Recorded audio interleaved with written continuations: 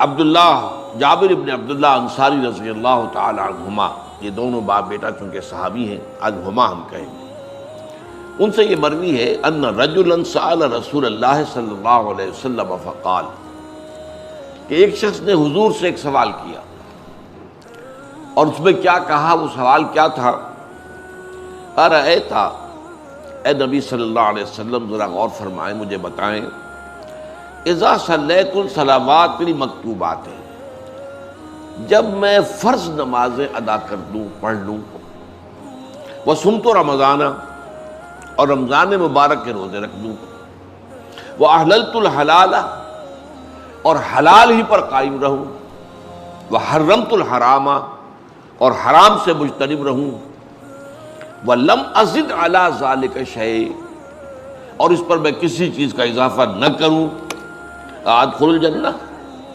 تو کیا میں جنت میں داخل ہو جاؤں گا؟ قال نعم، حضور نے فرمایا ہاں۔ اب اس حدیث کو ہم سامنے رکھیں تو نہ ایمان زیر بحث ہے، نہ جہاد فی سبیل اللہ زیر بحث ہے، وہ ساری کی ساری چیزیں، بلکہ عبادات میں سے بھی زکوٰۃ بھی خارج ہوئی اور حج بھی خارج ہو گئے، شہادت کی بھی ضرورت نہیں، یقین والے ایمان کی بھی ضرورت۔ یہ میں نے آپ سے کہا کہ اگر کسی حدیث کو اس طریقے سے آپ جنرلائز کر لیں گے تو وہ گمراہی پر منتج ہو جائے گی۔ اب یہاں یوں سمجھیے کہ حضور کے سامنے ایک معین فرد ہے جو سوال کر رہا ہے، حضور جانتے ہیں وہ صاحب ایمان ہے، وہ کلمہ شہادت جو ہے وہ بھی ادا کرتا ہے اور اس کے دل میں ایمان بھی ہے، حضور تو جانتے ہیں۔ ظاہر بات ہے کہ حضور کی نگاہوں سے تو پوشیدہ نہیں ہے معاملہ، کسی کے باطن جو ہے، کیفیت جو ہے وہ بھی آپ پر آیا ہے۔ پھر وہ آپ جانتے ہیں کہ وہ فرض کیجئے کہ نادار شخص ہے جس کے لیے زکوٰۃ اور حج کا سوال ہی نہیں، بالفعل اس کے اوپر نہ زکوٰۃ عائد ہوتی ہے اور نہ حج کا امکان ہے، اس لیے کہ وہ من استطاع الیہ سبیلا کی ذیل میں تو نہیں آتا، اس کے پاس تو خرچ کے لیے، راستے کے لیے، زاد راہ کے لیے پیسہ ہی نہیں۔ اب ایسے شخص کے بارے میں وہ جو سوال کر رہا ہے سمجھنا چاہیے کہ وہ سمجھنا کیا چاہتا ہے۔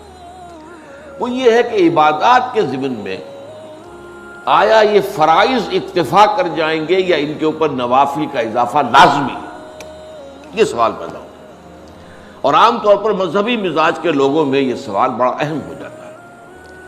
صرف فرائض کو تو وہ سمجھتے وہ بات ہی نہ ہوئی، جب تک وہ نوافل نہ ہو، جب تک اس کے ساتھ اور اضافہ نہ ہو، جب تک اضافی عبادات نہ ہو، جس میں آپ کو معلوم ہے ایسے بھی صحابہ تھے جو ساری ساری رات کھڑے رہتے تھے، حضور نے روکا، ٹوکا، ڈانٹا بلکہ۔ حضرت عبداللہ ابن عمر بن عاص کا میں آپ کو مثال جو ہے کئی مرتبہ دے چکا ہوں۔ حضور نے فرمایا یا عبداللہ اولم اخبر انک تصوم النہار وتقوم اللیل، اے عبداللہ مجھے یہ اطلاع دی گئی ہے کہ تم ساری رات کھڑے رہتے ہو نماز میں اور ہمیشہ روزہ رکھتے ہو۔ اب کیا کہتے ہیں حضور کے سامنے، ویسے بھی جھوٹ صحابی کیسے بولتا اور حضور کے سامنے؟ تو عرض کیا نام یا رسول اللہ، ایسا تو ہے، بلا ہمیں لا تفعل، مت کرو ایسا۔ فإن لنفسك عليك حقا وإن لزوجك عليك حقا وإن لزورك عليك حقا، تم پر تمہارے نفس کا بھی حق ہے، تم پر تمہاری بیوی کا بھی حق ہے، تم پر تمہارے دوستوں کا حق ہے، تم پر تمہارے آل ملاقات کرنے والوں کے حقوق ہیں۔ تو اس اعتبار سے جو یہ ایک جذبہ ہوتا ہے، جو ایک اور بات میں آپ کو بتا چکا ہوں، 3 صحابہ نے حضور کی ازواج مطہرات سے دریافت کیا حضور مہینے میں کتنے روزے رکھتے ہیں، یعنی نفلی، اور حضور رات کو کتنی دیر نماز پڑھتے ہیں۔ اب جب ازواج مطہرات نے انہیں صحیح بات بتا دی تو انہیں وہ کم معلوم ہوا کہ یہ ہمارا تو گمان تھا کہ حضور تو کمر جو ہے بستر سے لگاتے ہی نہیں ہوں گے اور کوئی دن چھوڑتے نہیں ہوں گے جس میں روزہ نہ رکھے۔ تقالوہا، انہوں نے قلیل سمجھا اس کو، لیکن پھر اپنے دل کو یہ کہہ کر تھپکی دی کہ ٹھیک ہے حضور تو معصوم ہے، آپ سے نہ کبھی گناہ صادر ہوا نہ ہونے کا امکان، اور اگر امکان ہو بھی تو پہلے ہی اللہ معاف کر چکا، لقد غفر اللہ ذنبک، اللہ تو معاف کر چکا، ما تقدم من ذنبک وما تاخر، ہمارے لیے اتنی عبادت کافی نہیں۔ ایک نے کہا میں تو پوری رات جو ہے نوافل ادا کروں گا، سوگا نہیں، بالکل قبر اپنے بستر سے نہیں لگاؤں گا۔ دوسرے نے کہا کہ میں ہمیشہ روزہ رکھوں گا، کبھی ناغہ نہیں کروں گا۔ تیسرے نے کہا میں کبھی شادی بیاہ کے چکر میں نہیں پڑوں گا، یہ کنبہ اور خاندان، یہ جو 100 طرح کے جھمیلے اس کے ساتھ شروع ہو جاتے ہیں تو اس سے ظاہر بات ہے کہ اللہ کے ساتھ لو لگانا مشکل ہو جاتا ہے. میں نہیں کروں گا. حضور پہ اطلاع ہوئی، بلایا، ڈانٹا، اور بڑا غیر معمولی انداز تھا آپ کا کہ آپ نے فرمایا خدا کی قسم میں تم میں سب سے زیادہ متقی ہوں اور سب سے زیادہ عبادت گزار ہوں، لیکن یہ جان لو کہ میں رات کو سوتا بھی ہوں، نماز بھی پڑھتا ہوں، روزے رکھتا بھی ہوں، لاغا بھی کرتا ہوں. تو جس کو میری سنت پسند نہیں فلیسا منی، یہ جان لو میرا طریقہ جو ہے اس طریقے میں نے پہلے بھی عرض کیا ہے بعض مواقع پر کہ 2 چیزیں دیکھنی ضروری ہیں، جبکہ عام طور پر ایک عام آدمی جو ہے وہ ایک چیز پر نگاہ گاڑ دیتا ہے. یہ چیز حضور سے ثابت ہے، ٹھیک ہے، ایک بات ہو گئی ہے. کتنی ثابت ہے یہ دوسری بات ہے. جو مجموعی ایک سنت کا ہمارے سامنے نقشہ آتا ہے، جو اسوہ رسول کا مجموعی نقشہ آتا ہے، اس میں ریشیو پروپورشن کیا ہے، کس چیز کی کتنی اہمیت ہے، یہ بھی ثابت ہے، یہ بھی ثابت ہے. لیکن جو وہاں تولا ہے اسے آپ نے سیر کر دیا، اور جو سیر ہے اسے تولا کر دیا، تو ختم ہو گیا معاملہ، برعکس ہو جائے گا. ایک نسخے کے اجزاء ہیں، ٹھیک ہے، یہ 4 اجزاء ہیں، 6 اجزاء ہیں، یہ ماشا بر ہے، یہ تولا بر ہے، یہ چراغ بر ہے. آپ نے الٹا کر دیا، ماشے والے کو تولا کر دیا، چٹاک کر دیا. اب وہ نسخہ شفا نہیں رہے گا، ہو سکتا ہے نسخہ ہلاکت بن جائے.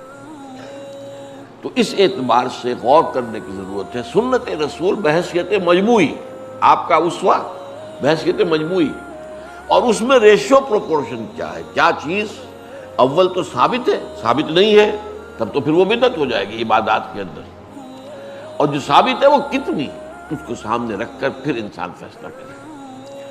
تو یہ بات کہ جو فرض نماز ہے اصل اہمیت اس کی ہے. ہمارے ہاں عام طور پر مذہبی حلقوں میں، اور خاص طور پر جو ذرا متصوفانہ انداز کے رنگ کے لوگ ہوتے ہیں، وہ فرض کو تو بس ایسے ہی ادا کر لیتے ہیں جیسے بس اس کی کوئی اہمیت نہیں ہے. بلکہ بعض لوگ وہ بھی ہیں کہ جو فرض کو ترک کر دیتے ہیں، نوافل پر سارا زور ہے، صرف رات کی نماز پر زور دیا جا رہا ہے. فرض نمازوں یہ ہم نے دیکھے ہیں، ایسے لوگ بالفعل دیکھے. یہ تمام چیزیں جو ہیں در حقیقت اس پھر راہ نبوت سے انسان کو ہٹا دینے والی ہیں. فرض کتنا فرض، نفل کتنا نفل. نوافل کے بارے میں جو ہے شریعت سے ثابت ہے، وہ تہجد بھی نافلۃ لک، حضور کے لیے تو لازم تھی، باقی کے لیے لازم نہیں ہے. جو قیام اللیل شروع میں تھا وہ لازم نہیں ہے. ہاں رمضان مبارک میں اس کی تشویق ہے، ترغیب ہے، وہ خاص ایک مہینہ ہے، اس میں دن میں کھانا پینا جو ہے وہ حرام کیا گیا، تو رات کو 2/3 رات یا 1/3، کم سے کم 1/3 رات جاگو اللہ کے قرآن کے ساتھ، اللہ کی کتاب کے ساتھ. تو یہ اصل میں جو توازن ہے یہ جو ہے بہت ضروری ہے. ارأیت اذا صلیت الصلوات المکتوبات، حضور آپ نے دیکھا، غور فرمائیے کہ اگر میں جو فرض نمازیں ہیں وہ ادا کروں. اب مثلا ایک حدیث مجھے اور یاد آئی، فرض نماز کی اہمیت کو بیان کرنے کے لیے حضور نے فرمایا جس شخص نے عشاء کی نماز بھی جماعت کے ساتھ ادا کی اور پھر فجر کی نماز بھی جماعت کے ساتھ ادا کی، اس کے لیے پوری رات کا قیام لکھ دیا جائے گا. فرض کی یہ اہمیت ہے. تو اذا صلیت المکتوبات، صلوات المکتوبات وصمت رمضان، اور میں روزہ بھی رمضان کے روزے رکھ دوں، باقی روزہ رکھنا آپ کی مرضی پر ہے، رکھیں، ٹھیک ہے، لیکن وہ لازم نہیں ہے. نجات کے لیے لازم جو بیس لائن ہے وہ جو عبادات فرض، اس کے بعد جتنا آدمی اضافہ کر سکے. حالات کو بھی دیکھیں، بعض حالات ایسے ہوں گے کہ اس میں اصل اہمیت جہاد کی ہو جائے گی، قتال کی ہو جائے گی. اب ایسا حال بھی ہو سکتا ہے کہ اسلامی نظام قائم ہے، اسلامی حکومت قائم ہے، نظام خلافت قائم ہے، تو اب قتال کا معاملہ جو وہ حکومت کے ذمہ ہے، حکومت انتظام کرے گی. اگر کہیں 10,000 آدمی چاہیے، 10,000 آدمی نکل آئے چل جانے کے لیے، تو باقی آرام سے گھر میں سوئیں یا نوافل پڑھیں، ساری رات کھڑے رہیں، ٹھیک ہے. یہ تقرب بالنوافل کا موقع ہوگا. لیکن اگر اللہ کا دین جو ہے وہ مغلوب ہے، پامال ہے، اسے پاؤں تلے رودا جا رہا ہے، شریعت کی دھجیاں بکھیری جا رہی ہیں، اوامر کا استہزاء ہو رہا ہے، اور جو منکرات ہیں ان کی تبلیغ ہو رہی ہے، اس وقت آدمی نوافل میں لگا رہے، وہاں تو فرض ہو جائے گا امر بالمعروف نہی عن المنکر، جہاد، اس کے جو بھی تقاضے ہوں اس وقت سارے تقاضے اس کو بیان کرنے کا موقع نہیں ہے، اس اصل شے کو ہوگی، اس فرض کو ترک کر کے نوافل میں لگیں گے تو یہ نوافل منہ پر دے مارے جائے۔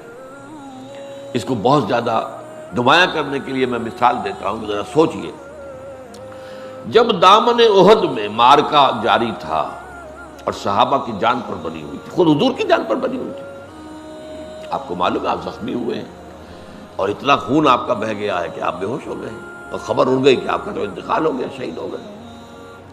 اس وقت اگر کوئی شخص مسجد نبی میں بیٹھا ہوا درود کی تسبیح پڑھ رہا ہو یا کوئی اور نوافل ادا کر رہا ہو یا قرآن پڑھ رہا ہو تو اس کے بارے میں کیا حکم آپ کا ہوگا؟ پکا منافق، حالانکہ کام تو وہ اچھے کر رہا ہے، درود کی کتنی فضیلت آئی ہے اور نوافل ہے، یا قرآن کا پڑھنے کا ایک ایک حرف کا 10 نیکیوں کا ثواب ہے۔ اور یہ بھی فرمایا الف لام میم کو ایک حرف نہ سمجھنا، الف علیحدہ حرف ہے، لام علیحدہ ہے، میم علیحدہ ہے، 30 نیکی الف لام میم پڑھنے پر ہو گئی۔ لیکن ہر جگہ پر، ہر وقت پر، ہر مناسب پس منظر۔ تو یہاں نماز فرض، روزہ فرض، اور یہاں چونکہ زکوٰۃ بھی نہیں ہے اور حج بھی نہیں ہے، اس میں میں نے جیسے کہ بعض کے طور پر بیان کیا کہ وہ شخص ایسا ہوگا کہ جس پر یہ دونوں چیزیں عائد ہوتی ہی نہیں، نہ اس کے پاس کچھ ہے کہ زکوٰۃ ہو اور نہ اس کے پاس مال ہے اتنا کہ وہ سفر کر سکے۔ اور پھر یہ کہ وہ جو حلال ہے اس پر قائم رہے، حلال کو حلال سمجھے، خام خواہ حلال کو اپنی شدت تقویٰ کی وجہ سے حرام نہ کر بیٹھے، جس سے بعض ہمارے ایک فوت شدہ بزرگ کہا کرتے تھے کہ یہ تقویٰ کا ہیضہ ہو جاتا ہے لوگ، وہ جو ہے حلال چیزوں کو بھی چھوڑ کر بیٹھ جاتے، حلال کو حلال سمجھے اور استعمال کرے، جیسا کہ سورہ بقرہ میں آیا ہے یا ایھا الرسول کلوا مما طیبات من الطیبات مما رزقناکم، کھاؤ بھائی، کیوں ان سے، قل من حرم زینۃ اللہ التی اخرج للناس لعبادہ والطیبات من الرزق، کہیے ان سے کس نے حرام کر دی ہیں وہ چیزیں جو اچھی ہیں کھانے پینے کی اور لباس اچھا جو ہے، ہم نے جو کچھ نکالا ہے لوگوں کے لیے زمین سے، کس نے حرام کیا؟ یہ تو اصل میں دنیا میں بھی اصلاً تو اہل ایمان کے لیے ہے، ویسے ہی ہے کہ دنیا میں کفار کو بھی ہم دیتے ہیں جتنا چاہتے ہیں، کُلًّا نُمِدُّ ہؤلاء وہؤلاء من عطاء ربک خالصۃ یوم القیامہ، قیامت کے دن تو یہی خالص ہو جائیں گی اہل ایمان کے لیے، پھر کفار کے لیے تو ان میں حصہ رہے گا ہی نہیں۔ لہٰذا تقویٰ کا معاملہ بھی، جو حلال شے ہے اسے حلال سمجھو اور استعمال کرو، اور جو حرام شے ہے اسے حرام سمجھو اور اسے اجتناب کرو۔ اب یہاں ایک مسئلہ آ جاتا ہے، فرض کیجئے کوئی شخص، اسے دیا تو گیا ہے بکری کا گوشت کھا رہا ہے، بتایا گیا اسے کہ یہ سور کا ہے، اور وہ اسے سور کا سمجھ کر کھا رہا ہے تو اب وہ سور ہی کھا رہا ہے۔ حرام کو حرام سمجھنا ضروری ہے، اگر اس میں تمہیں بتایا یہ گیا ہے تو بہرحال اس کی تحقیق کرو، جو بھی کرو، اس کے بعد تو اگر ثابت ہو جائے کہ نہیں یہ بات غلط کہی گئی ہے، یہ تو بکری کا گوشت ہے تو کھاؤ، ورنہ نہیں۔ تو اگر میں یہ کر لوں وَلَمْ أَزِدْ عَلَىٰ ذَلِكَ، اب لم ازد علی ذالک کا مطلب کوئی یہ نکال لے کہ یہاں چونکہ زکوٰۃ کا ذکر نہیں، لہٰذا زکوٰۃ لازم نہیں، یہاں چونکہ حج کا ذکر نہیں، لہٰذا حج نہیں، یہاں ایمان کا ذکر نہیں، لہٰذا یہ اعمال اگر کوئی شخص کر رہا ہو ایمان ہو یا نہ ہو وہ تو بہرحال جنت میں جائے گا۔ یہ ہے جو کہ غلط نتیجے اخذ کیے جاتے ہیں۔ ایک پرٹیکولر، جس کو پی کال آپ کہتے ہیں، ایک بات جو ایک شخص سے معین سے کہی جا رہی ہے، اس کے مخصوص حالات کو پیش نظر رکھتے ہوئے اس کو سمجھنا چاہیے کہ ان حالات میں اصل جو مضمون ہے یہاں کیا ہے، وہ اصل میں فرض اور نفل کا ہے۔ اس میں یہ ہے کہ جو چیز حلال ہے اس کو استعمال کرو، اور جو چیز حرام ہے اس سے اجتناب کرو۔ نماز فرض پڑھو، روزہ فرض رکھو، زکوٰۃ فرض ہے تو ادا کرو، حج فرض ہے تو ادا کرو، اگر فرض ہے استطاعت ہے پھر نہیں کرتے تو اس کو کفر سے تعبیر کیا گیا۔ وَلِلَّهِ عَلَى النَّاسِ حِجُّ الْبَيْتِ مَنِ اسْتَطَاعَ إِلَيْهِ سَبِيلًا وَمَنْ كَفَرَ، اللہ تعالیٰ کا حق ہے لوگوں پر کہ اس کے گھر کی وہ اس کا حج کرے جو بھی استطاعت رکھتا ہو راستے کی، سفر کی، لیکن جو نہیں کرے گا اس کا مطلب کفر کر رہا ہے۔ آپ اسے کافر کہیں گے نہیں، لیکن یہ کہ وہ ایک طرح کا کفر ہے۔ ادخل الجنہ، تو کیا میں داخل ہو جاؤں گا جنت میں؟ قال نعم، آپ نے فرمایا ہاں۔ اب آئیے اگلی حدیث. یہ اصل میں حدیث نمبر 23 جو ہے یہ جوامع الکلم کا گلدستہ ہے. میں نے عرض کیا تھا نا کہ حضور کا اپنا فرمان ہے اوتی تو جوامع الکلم، مجھے اللہ تعالیٰ کی طرف سے بڑے جامع کلمات عطا ہوئے. مطلب یہ کہ 2 الفاظ میں 3 الفاظ میں بہت بڑی حقیقتوں کو اور بہت ساری حقیقتوں کو سمو دینا، یہ ایک خاص اللہ تعالیٰ کا عطیہ ہے حضور کے لیے صلی اللہ علیہ وسلم. قرآن میں بھی ہے. قرآن میں سورۃ العصر میں پورا قرآن بھی موجود ہے. سورۃ العصر 3 آیات ہیں، اور امام شافعی اس کے بارے میں کہتے ہیں کہ لو تدبر الناس هذه السورۃ لوسعتهم، اگر لوگ صرف اس ایک سورت پر تدبر کریں، غور کریں، گہرائیوں میں جائیں تو یہ ان کی ہدایت کے لیے کافی ہو جائے. یہ بھی ان سے منقول ہے. پارہ عم جو ہے آخری، اس کی جو تفسیر لکھی ہے مفتی محمد عبدہ نے، اس میں کیا الفاظ آئے ہیں امام شافعی کے، لو لم ينزل من القرآن سواها لکفت الناس، قرآن میں سوائے اس ایک سورت کے اور کچھ نازل نہ ہوتا تب بھی لوگوں کی ہدایت کے لیے کافی تھا. وہی قرآن، وہی سورہ جو ہے سورۃ العصر، وہ پھیلتی ہے، کھلتی ہے، اور اس کے مضامین، اس کی شاخیں بنتی. الا الذین آمنوا، اب ایمان کے مباحث آ رہے ہیں، اب اعمال صالحہ کی تفصیل آ رہی ہے، اب تواصی بالحق کے مدارج اور اقسام بیان ہو رہی ہیں، اب صبر کے آ رہے ہیں، والعصر زمانہ، تاریخی حالات آ رہے ہیں، انباء الرسل آ رہے ہیں، قصص النبیین آ رہے ہیں. یہ سب کیا ہے؟ یہ گویا کہ ایک انڈیکس ہو گیا پورے قرآن کے مضامین کا سورۃ العصر. تو اسی طریقے سے جوامع الکلم، اب جوامع الکلم جو ہے جیسے ہم پڑھ چکے ہیں الدین والنصیحہ، یہ ہم پڑھ چکے ہیں، 2 لفظ ہیں، لیکن یہ کہ ہدایت کا ایک سمندر جو ہے بند کر دیا گیا اس کوزے کے اندر. اسی طرح یہ حدیث ہے، اور یہ ہے گلدستہ. الطہور شطر الایمان، پاکی ایمان کا نصف ہے. کیوں ہے؟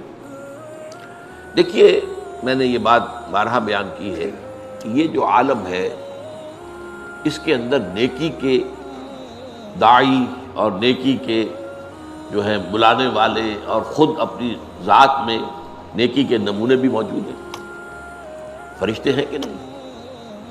اور جیسے کہ شاہ ولی اللہ کا قول ہے رضی اللہ رحمۃ اللہ علیہ کہ اولیاء اللہ کی ارواح کو بھی اللہ تعالیٰ ان کے انتقال کے بعد فرشتوں کی جو طبقہ اسفل ہے، سب سے نچلا طبقہ، اس میں شامل کر دیتے ہیں. ارواح ہو سکتی ہے، لیکن ان کے ساتھ قرب حاصل کرنا جو ہے روحانی طور پر، اس کے لیے پاکی شرط ہے. وہ ناپاکی کے قریب نہیں آتے. جیسے فرمایا گیا جس گھر میں تصویر ہو اس میں کوئی فرشتہ داخل نہیں ہوتا، یا کتا ہو فرشتہ داخل نہیں ہوتا. یہ کیوں ہے؟ جن چیزوں سے اس نیکی کو اور اس لطافت کو جو ہے وہ مناسبت نہیں ہے. اگر آپ اس کا معاملہ کر رہے ہیں تو گویا کہ پھر وہ ان چیزوں سے، ان کے قرب سے، ان کے لمس سے، ان کے فیض سے آپ محروم رہے. لیکن اگر پاک رہے تو یہ پاکی ہر حال میں، جیسے کہ حضور کا معمول کیا تھا، رات کو سونے سے پہلے بھی وضو کرتے تھے صلی اللہ علیہ وسلم. یہ معاملہ جو ہے تاکہ یہ کہ انسان پاکی کی حالت میں رہے سوتے ہوئے.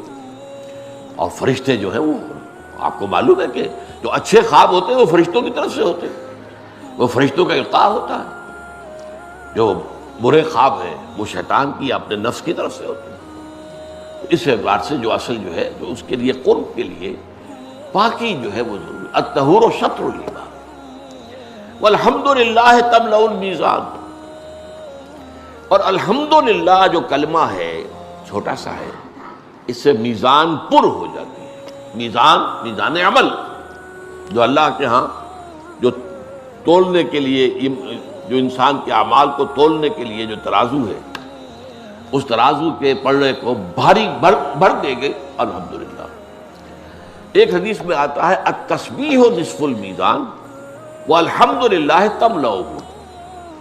سبحان اللہ کہنا نصف میزان ہے، اور الحمدللہ سے وہ بھر جاتا ہے پلڑا. اس لیے کہ اللہ تعالیٰ کی معرفت کے یہ 2 پہلو، تنزیہ اللہ کی پاکی قدوسیت، اللہ کے علم میں، اس کے قدرت میں، اس کے صفات کمال کہیں کوئی کمی نہیں، کوئی نقص کا کیا سوال ہے، کوئی عیب کا کیا سوال ہے، اس کے کمالات میں کہیں کوئی کمی نہیں ہے۔ یہ ہے سبحان اللہ۔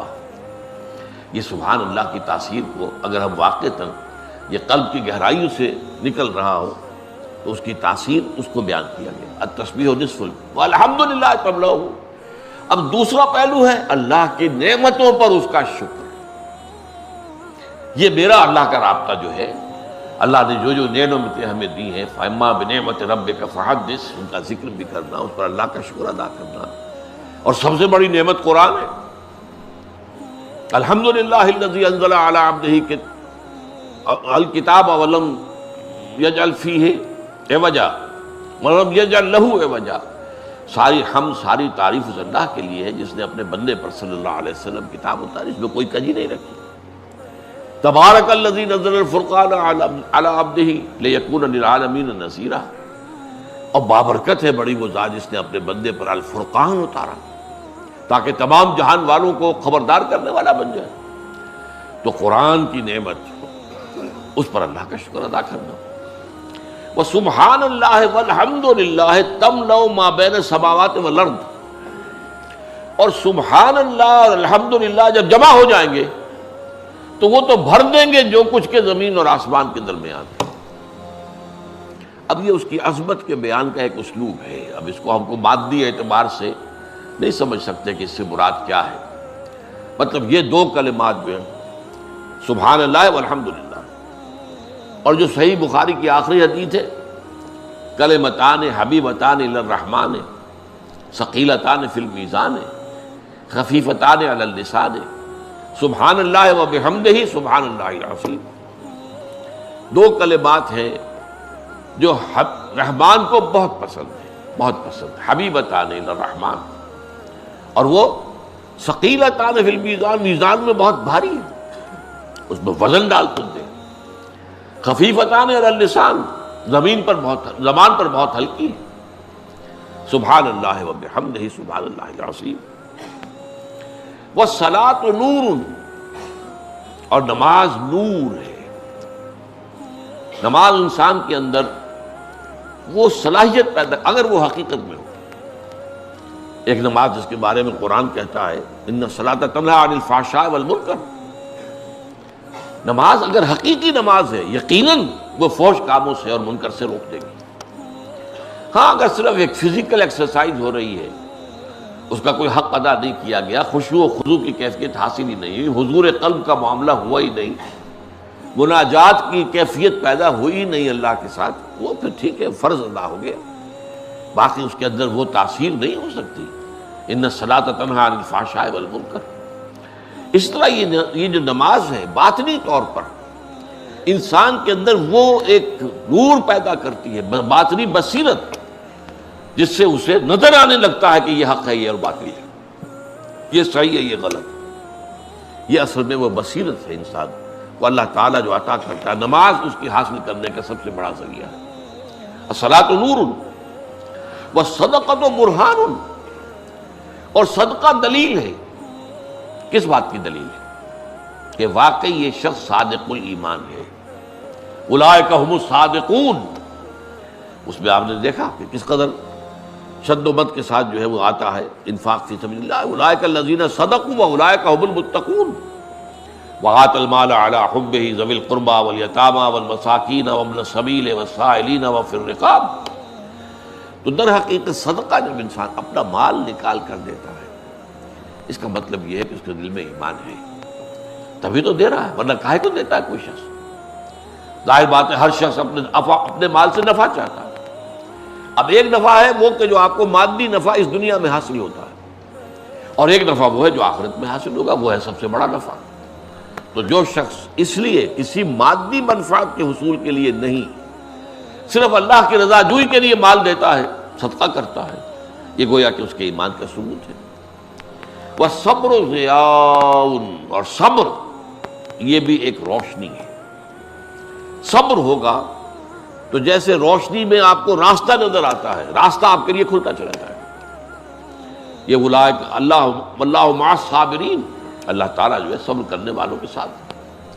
تو صبر جو ہے، اور صبر کے اوپر ہماری گفتگو ایک بارہا ہوئی ہے، ایک صبر ہے صبر عن المعصیہ، معصیت سے اپنے آپ کو روکنا، یہ بھی صبر ہے، روکنا اپنے آپ کو، یہ صبر ہے۔ صبر علی الطاعہ، اطاعت پر جمے رہنا۔ ہو سکتا ہے کسی وقت انتہائی سرد موسم ہے اور گرم پانی کا کوئی آپ کے پاس اہتمام نہیں ہے، اور فرض کیجئے کہ غسل کی حاجت ہو گئی تو ٹھنڈے پانی سے غسل کرنا، اس کو برداشت کرنا، یہ صبر الطاعہ ہے، اطاعت پر۔ اسی طرح سے جہاد اور قتال کے اندر پھر صبر علی الابتلاء، اللہ کی طرف سے جو آزمائش آ جائے، جو مصیبت آ جائے، اس پر صبر، اس کو جھیلنا، اس کو برداشت کرنا۔ اللہ کی راہ میں جہاد کرتے ہوئے جو کچھ بیتے، وَالصَّابِرِينَ فِي الْبَأْسَاءِ وَالضَّرَّاءِ وَحِينَ الْبَأْسِ، یہ بھی صبر۔ وَالصَّبْرُ ضِيَاءٌ، اب آ رہا اہم ترین حصہ جو ہے اس کا، وَالْقُرْآنُ حُجَّةٌ لَكَ أَوْ عَلَيْكَ، اور قرآن تمہارے حق میں دلیل ہے یا تمہارے خلاف دلیل بنے گا۔ قرآن ہدایت ہے، اس کی ہدایت سے استفادہ کرو گے تو یہ دنیا میں تمہارے لیے دلیل ہے، اور آخرت میں تمہارے لیے شافع بن کر کھڑا ہو جائے گا۔ جیسے کہ اس حدیث میں آتا ہے کہ جو شخص رمضان مبارک کی رات کو جاگتا رہا قرآن کے ساتھ، تو قرآن کہے گا اے رب منعتہ النوم باللیل، میں نے اسے رات کو روک کے رکھا نیند سے، نیند کتنی پیاری شے ہے، فشفعنی فی، تو میری شفاعت اس کے حق میں قبول فرمائے، اللہ تعالیٰ شفاعت قبول فرمائے گا۔ تو دنیا میں بھی حجت کہ آپ کو ہدایت دیتا ہے، اور قیامت میں بھی آپ کا شافع بن کر کھڑا ہو۔ اور اگر قرآن کو آپ نے رد کر دیا، قرآن کے احکام کو آپ نے توڑ دیا، قرآن کی ہدایت جو ہے اس کو قبول کرنے سے اعراض کیا، تو حجت علیک، اب یہ تمہارے خلاف گواہ بن کر کھڑا ہوگا۔ اے اللہ، یہ کہتا تو تھا کہ قرآن مجھ پر اس کا ایمان ہے، ایمان نہیں تھا، یہ مجھے پڑھتا ہی نہیں تھا، اس نے کبھی مجھے سمجھا ہی نہیں، سمجھا تو عمل نہیں کیا۔ ما آمن بالقرآن من استحل محارمہ، حدیث نبوی ہے، کوئی شخص جو اللہ قرآن کی حرام کردہ شے کو حلال کر لے، اس کا کوئی ایمان نہیں ہے قرآن پر۔ ظاہر بات ہے کہ پھر وہ دعویٰ کر بھی رہا ہو تو اس کے وہ دعویٰ جو ہے بغیر دلیل کے ہے، لہذا یہ تمہارے خلاف گواہ بن جائے گا۔ القرآن حجت لک او علیک، یہ قرآن یا تمہارے حق میں دلیل ہے، دنیا میں راستہ دکھاتا ہے، فرق کر دیتا ہے حق و باطل میں، صحیح و غلط کے مابین، شر اور خیر کے مابین، فرقان ہے، اور آخرت میں یہ تمہارا شفیع بنے گا، گواہی دے گا تمہارے حق میں اور سفارش کرے گا تمہاری۔ او علیکا، یا اگر بے اعتنائی برتی ہے، توجہ ہی نہیں کی ہے، پڑھائی نہیں ہے، سمجھا ہی نہیں ہے، انگریزی میں ایم اے پی ایچ ڈی کر لیا ہے، عربی کا ایک لفظ نہیں سیکھا، سائنس کے اندر جو ہے وہ پی ایچ ڈی ایک نہیں 2 3 ڈاکٹریٹس لے کر آ گئے ہیں، پروفیسر بن گئے یونیورسٹی میں، قرآن کو پڑھا نہیں، تو ظاہر بات ہے کہ اب یہ قرآن اس کے خلاف حجت بن جائے گا۔ وَاجْعَلْهُ لَنَا حُجَّةً یا رب العالمین، وہ ختم قرآن کی دعا کا آخری ٹکڑا یہی ہے، پروردگار اللہم ارحمنا بالقرآن العظیم وَاجْعَلْهُ لَنَا إِمَامًا وَنُورًا وَهُدًى وَرَحْمَةً اللہم ذکرنا منہ ما نسینا وعلمنا منہ ما جہلنا وارزقنا تلاوتہ آناء اللیل وآناء النہار واجعلہ لنا حجۃ یا رب العالمین، اے اللہ اس قرآن کو ہمارے حق میں حجت بنا دے، اسے ہمارا امام بنا دے، اس کو ہمارا جو ہے رہنما بنا دے، اسے ہمارے حق میں رحمت بنا دے، اور ہمارے حق میں اسے حجت بنا دے۔ تو یہ ہے کہ اگر یہ نہیں کرتے تو پھر یہی قرآن تمہارے خلاف گواہی دے گا۔ کل الناس یغدو، یہ بھی آخری ٹکڑا ہے اس حدیث کا، رواہ مسلم، اس کی روایت جو ہے امام مسلم نے کی ہے رحمہ اللہ۔ کل الناس یغدو، بہت بڑا حکیمانہ یہ ٹکڑا ہے، بہت بڑا حکیمانہ، سب لوگ صبح کرتے ہیں، فبائع نفسہ، اور پھر وہ دن بھر اپنی جان کو بیچتے ہیں۔ جان کو بیچنا کیا ہے؟ ایک مزدور ہے، وہ مزدوری کر رہا ہے، اپنی توانائی کو، اپنی قوت کو، اپنی مسکولر اسٹرینتھ کو استعمال کر رہا ہے، بیچ رہا ہے اپنے آپ۔ ایک ڈاکٹر ہے وہ اپنا علم بیچ رہا ہے، بیٹھا ہے، آپ کو دیکھتا ہے، نسخہ لکھ کے دیتا، 500 700 1000 روپے لے لیتا ہے، بیچ رہا ہے نا اپنے۔ وکیل اپنے دماغ کو بیچتا ہے، جا کے آرگو کرتا ہے، دلائی دیتا ہے۔ تو ہر شخص جو ہے اپنے آپ کو بیچ رہا ہے، کوئی بھی شخص جو ہے اس سے مستثنا نہیں۔ کل الناس یغدو فبائع نفسہ، ہر شخص جو ہے وہ صبح کرتا ہے تو اس کے بعد وہ دن بھر اپنے آپ کو بیچتا ہے، اپنی توانائیاں، اپنی قوتیں، اپنی صلاحیتیں، اپنے اندر جو بھی اللہ تعالیٰ نے رکھی ہوئی ہے، جو مثمرات اور جو بھی اس کے اندر جو ہے پوٹینشیلٹیز ہیں، ان سب کو مروع کار لاتا ہے۔ لیکن نتیجہ کیا نکلتا ہے؟ فَمُعْتِقُهَا أَوْ مُوبِقُهَا، اب یا تو وہ شام کو آتا ہے، گھر لوٹتا ہے تو اپنے نفس کو جہنم کی آگ سے بچا کر لے آتا ہے۔ اس نے کوئی حرام کام نہیں کیا، اس نے کوئی غلط کام نہیں کیا، اس نے جھوٹ نہیں بولا، اس نے خیانت نہیں کی، اس نے مزدوری کا معاملہ طے کیا تھا کہ میں شام تک یہ محنت کروں گا اور 100 روپے لوں گا، تو پھر یہ اس نے کوئی وقت ضائع نہیں کیا تھا، اس نے کوئی یہ نہیں کہا کہ اب مجھے کوئی نہیں دیکھ رہا تو بیٹھ گیا ہو، یہ بھی خیانت ہے۔ آپ کو اس وقت میں محنت کرنی چاہیے۔ آپ سرکاری ملازم ہیں، آپ کو تنخواہیں ملتی ہیں، ریمونریشنز ہیں، آپ کی سہولتیں ہیں، آپ کی مراعات ہے، اور آپ وہاں جا کر خوش گپیاں کریں اور چائے پئیں اور دوستوں کو انٹرٹین کریں، کام نہ کریں۔ سائلین پریشان ہو رہے ہیں، ان کے کام نہیں ہو رہے، فائلوں کا انبار جو ہے میز پر لگ رہے ہیں وہ نہیں نکل رہا، یہ خیانت ہے۔ آپ نے اصل میں جو بھی آپ کے فرائض تھے وہ ادا نہیں کیے، تو آپ گویا کہ ویسے مشقت تو جھیلی ہے، آپ نے محنت تو کی ہے، لیکن اس کا نتیجہ کیا نکلا ہے کہ اپنے نفس کو آپ نے گویا کہ جہنم میں موبقھا، ہلاک کر دینے والی بات کی ہے۔ گناہوں کی گٹھری لے کر شام کو آ رہے ہیں، مشقت اپنی جگہ، محنت اپنی جگہ۔ یہ تو قرآن مجید میں کہا گیا قسمیں کھا کر، لا اقسم بہذا البلد وانت حل بہذا البلد ووالد وما ولد لقد خلقنا الانسان فی کبد، ہم نے انسان کو مشقت ہی میں پیدا کیا۔ یہ مشقت اور محنت جو ہے وہ ہر انسان کا مقدر ہے، صرف نوعیت کا فرق ہے۔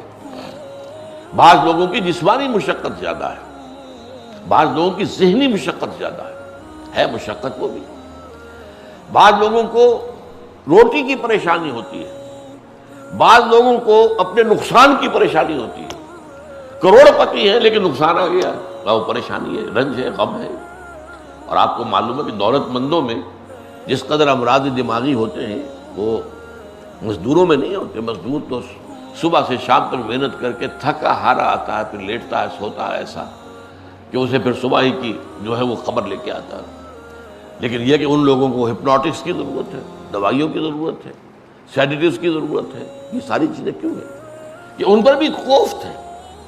ایک اور جگہ فرمایا ہے یا ایھا الناس یا ایھا الانسان انک کادح الی ربک کدحا فملاقیہ، اے انسان تو مشقت پر مشقت جھیلتے ہوئے آئے گا اور اپنے رب سے ملاقات کرے گا۔ دنیا میں بھی مشقت اور وہاں بھی بربادی۔ ذالک ھو الخسران المبین، ایک بندہ مومن نے دنیا میں مشقتیں کی ہیں، مصیبتیں جھیلی ہے تو صبر کیا، مشقت کی ہے اللہ کے دین کے لیے، ایثار کیا ہے اللہ کے دین کے لیے، بھاگ دوڑ کی ہے اللہ کے دین کے لیے، اپنی صلاحیتیں کھپائی ہیں اللہ کے دین کی دعوت اور اس کی اقامت کی جد و جہد میں۔ یہاں کی مشقتوں کے بعد اب اس کے لیے روح و ریحان و جنت نعیم، اب وہاں تو کوئی مشقت نہیں ہے، وہاں تو اس کے لیے آرام ہے۔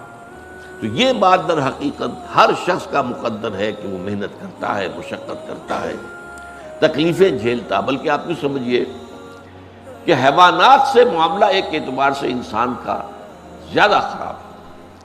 حیوانات میں وہ احساسات نہیں ہوتے کہ جو انسان میں ہوتے۔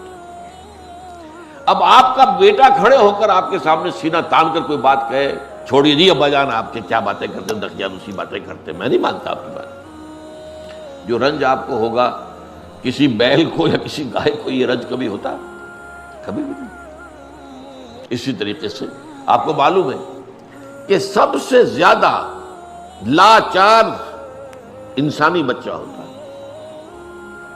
بکری کا بچہ ابھی پیدا ہوا ہے اور ابھی کھڑا ہوتا ہے، ذرا سی دیر اس کی ٹانگیں لڑکھڑاتی ہے کچھ 2-4 دفعہ اور اس کے بعد کھڑا ہو گیا، چل رہا۔ اور آپ کا بچہ، اس کو کس قدر کیئر کی ضرورت ہے، کس قدر محنت کی ضرورت ہے، کس قدر مشقت کی ضرورت ہے، کس قدر اس کے لیے راتوں کو اپنی نیندیں حرام کرنی پڑتی ہیں، کس طرح اس کے لیے اپنا پیٹ کاٹ کے اس کے لیے سارا بندوبست کرنا پڑتا ہے۔ تو اس اعتبار سے انسان جو ہے، ایک تو ہے لدو اونٹ کی طرح، خاص طور پر جب کسی معاشرے میں تقسیم دولت کا نظام غلط ہو جائے تو ظاہر بات ہے کہ اس میں کیا ہوگا، ایک طرف دولت کے انبار ہو جائیں گے، دوسری طرف بھوک اور احتیاج اور فاقہ ہو جائے گا۔ اسی لیے شاہ ولی اللہ دہلوی نے کہا ہے کہ یہ غلط تقسیم دولت کا نظام دو دھاری تلوار ہے، ادھر بھی کاٹتی ہے ادھر بھی کاٹتی ہے۔ ادھر دولت جمع ہو گئی ہے تو عیاشیاں ہوں گی، بدماشیاں ہوں گی، اللے ہوں گے تللے ہوں گے، وہ بھی گویا کہ اپنی جان کو ہلاک کر رہا ہے انسان۔ ان المبذرین کانوا اخوان الشیاطین، یہ مبذر شیطانوں کے بھائی ہیں۔ یہ مبذر کیوں بن گئے کہ دولت جمع ہو گئی ہے ان کے پاس، وہ دولت اپنا ظہور چاہتی ہے، دنیا پر روب گاٹنا چاہتے ہیں کہ یہ ہماری دولت دیکھو، اس کے مظاہر دیکھو۔ اور دوسری طرف جو ہے فقر ہے، فاقہ ہے۔ اب وہاں کیا ہو رہا ہے، کاد الفقر ان یکون کفرا، یہ تو حدیث ہے حضور کی کہ فقر جو ہے وہ انسان کو کفر کے قریب لے جاتا ہے۔ انسان جو ہے وہ کفر کے قریب آ گیا، یا تو وہ ناشکرا ہو جائے گا، اللہ کی شکایت کرے گا، یا وہ حرام میں منہ مارے گا، یا کچھ اور، یا خودکشی کرے گا، حرام موت مرے گا۔ قاد الفقر یقین کفرا، تو یہ دو دھاری تلوار ہو جاتی ہے۔ لیکن ایک وہ شخص ہے جو محنت کر رہا ہے، مشقت کر رہا ہے، اس میں جھیل رہا ہے، اپنے بچوں کے لیے اسے کرنا ہے، 2 وقت کی روٹی کا اہتمام کرنا ہے، وہ حلال سے کر رہا۔ القاسب حبیب اللہ، حبیب اللہ، یہ قاسم جو ہے جو عقل حلال کے لیے محنت اور مشقت کر رہا ہے، اللہ کا حبیب ہے، اللہ کا دوست ہے۔ اور حبیب فعیل کے وزن پر یہ فاعل اور مفعول دونوں کے معنی دیتا ہے، اللہ کا محبت کرنے والا اور اللہ کا محبوب۔ حبیب کے معنی محبوب کے بھی، اس لیے کہ یہ جو مادہ ہے یہ دونوں طرف جاتا ہے، فاعل مفعول، تو اللہ کا محبوب ہے۔ اس طرح فرمایا گیا کہ تاجر الصدوق، ایک تاجر جو صدوق اور امین ہے، صدوق الامین، مع النبیین والصدیقین والشہداء، یہ قیامت کے دن جو ہے انبیاء اور صدیقین اور شہداء کے ساتھ اٹھایا جائے گا۔ سچا ہو اور امین و امانتدار ہو، تجارت کر رہا ہے۔ تو دنیا کی یہ محنت اور مشقت جھیل کر انسان انک کادح الی ربک کدحا فملاقیہ، پھر کھڑے ہونا ہوگا۔ اب وہاں یہ ہے کہ اما من اوتی کتابہ بیمینہ، جس کا معاملہ یہ ہے فسوف یحاسب حسابا یسیرا وینقلب الی اہلہ مسرورا، جس کے ہاتھ میں، داہنے ہاتھ میں دے دیا گیا اعمال نامہ، اس کا حساب ہوگا بہت آسان۔ اور حساب آسان حدیث میں بتایا گیا ہے، بس صرف سرسری دیکھ لینا، کسی ڈیٹیل کا اکاؤنٹ نہ لینا۔ جس سے تفصیلی حساب لے لیا گیا وہ ہلاک ہو گیا، بس یہ موٹا سا حساب۔ اللہم حاسبنا حسابا یسیرا، یہ جو صورتیں قرآن مجید کی ہیں جن کا اختتام ہوتا ہے حساب پر، وہاں ان کے پڑھ کر یہ دعا مانگنی چاہیے، اللہم حاسبنا حسابا یسیرا۔ اذا زلزلت الارض زلزالها واخرجت الارض اثقالها وقال الانسان ما لها يومئذ تحدث اخبارها بان ربك اوحى لها يومئذ يصدر الناس اشتاتا ليروا اعمالهم فمن يعمل مثقال ذرة خيرا يره ومن يعمل مثقال ذرة شرا يره اللهم حاسبنا حسابا يسيرا اللهم حاسبنا حسابا يسيرا اللهم حاسبنا حسابا يسيرا۔ الہاکم التکاثر حتی زرتم المقابر کلا سوف تعلمون ثم کلا سوف تعلمون کلا لو تعلمون علم الیقین لترون الجحیم ثم لترونها